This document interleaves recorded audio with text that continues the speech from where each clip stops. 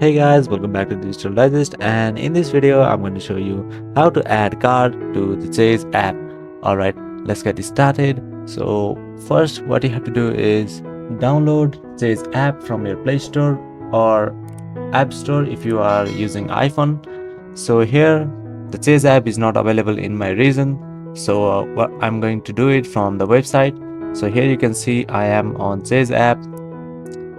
So here you have to give them some information, and here we have the option to add our card, which is a credit card, and you can add your social security number as well.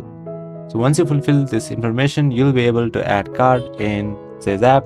So that was the method. Thank you for watching this video, and I'll see you on the next one.